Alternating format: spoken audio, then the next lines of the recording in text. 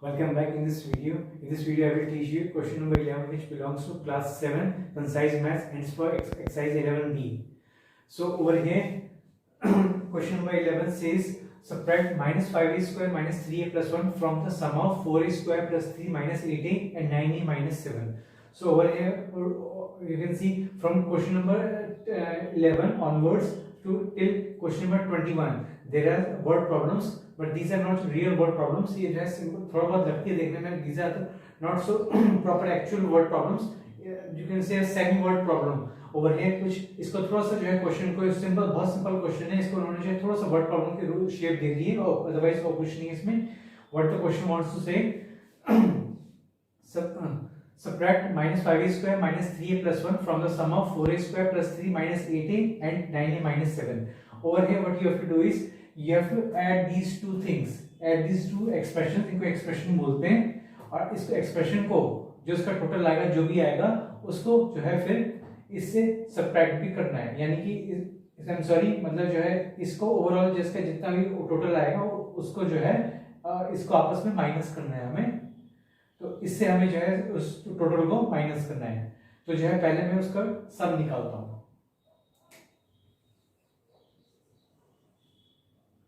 So first of all हमें क्या है, हमें इसका एडिशन निकालना है. So over here 4a square plus 3 minus 8a plus 9a minus 7 इस तरह से लिखा हुआ है. अब जो है बजाय पहले मैं इसका प्लस निकालूं फिर मैं उसको माइनस करूं, मैं जो है एक साथ इनको कंबाइन कर देता हूं. तो जो है इससे आपको कोई दिक्कत नहीं होगी और जो है जरा भी घबराने की जरूरत नहीं है, बिकॉज जो है हम सही तरीके से चल रहे हैं, फिर कोई प्रॉब्लम नहीं है. माइनस लगा दिया और एक ब्रैकेट लगा दिया है, ब्रैकेट में शो करने के लिए ये अलग है, ये इससे अलग है, ये अलग है, ये अलग है. I am sorry, it's not 4.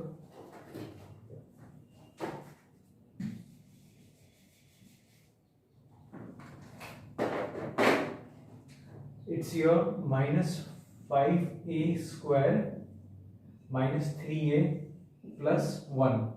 There are some students who have a tendency to mix both these minus together.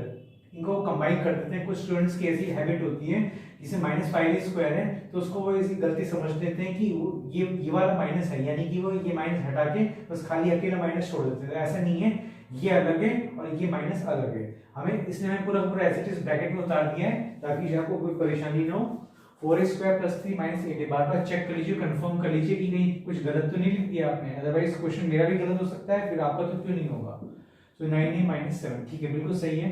अब हम इसको सॉल्व करने जा रहे हैं. एक ही बार में पूरा क्वेश्चन मैं सॉल्व करके दिखाता हूं आपको कि कैसे सॉल्व करते हैं. अब चाहे इसे आप ब्रैकेट में लिखें या ना लिखें, लिखते चाहे तभी कोई दिक्कत नहीं है, इस तरह से कोई दिक्कत नहीं. सो अब आपको क्या करना है. So over here 4a square plus 3 minus 8a. अब जो है मैं पूरा एज इट इज खोल रहा हूँ, ध्यान से देखिए. इसको तो मैं एज इट इज लिख रहा हूँ. अब मैंने यहाँ लगा के प्लस, ब्रैकेट हटा दिया. अब यहाँ प्लस है तो इसके अंदर की कोई साइंस चेंज नहीं है, हम उसको एज इट इज पूरा कॉपी कर देंगे लाइक दिस.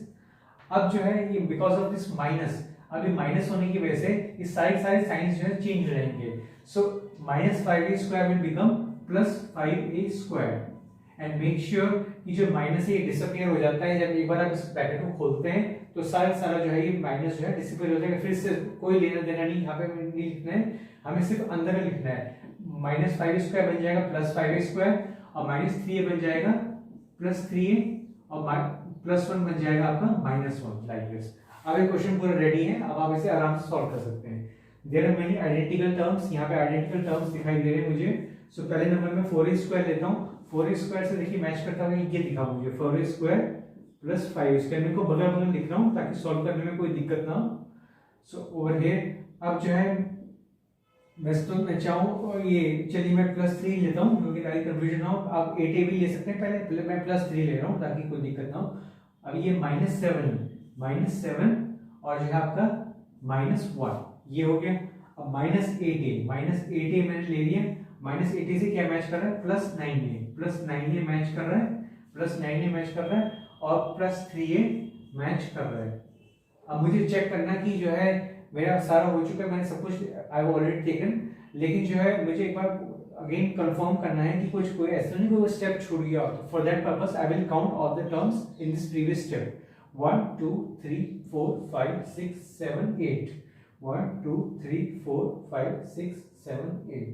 तो इतना मान के चलिए कि हम जो है सही है, गलत नहीं है. अब जो है मैं इसको सॉल्व करने जा रहा हूँ. ध्यान से देखिए 4a square plus 5a square. 4 plus 5 कितना होता है? That is your 9a square हो गया आपका. अब प्लस 3 माइनस 7 माइनस 1. माइनस 7 और माइनस 1 होता है माइनस 8. सो माइनस 7 और माइनस 1 होता है minus 8. Minus 8 plus 3. Minus 8 plus 3 कितना होगा? बिकॉज माइनस बढ़ा है तो माइनस आएगा.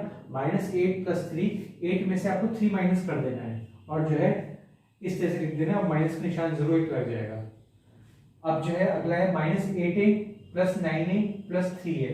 अब 9 प्लस 3 कितना होता है? पहले को ऐड वालों को अलग कर लेते हैं.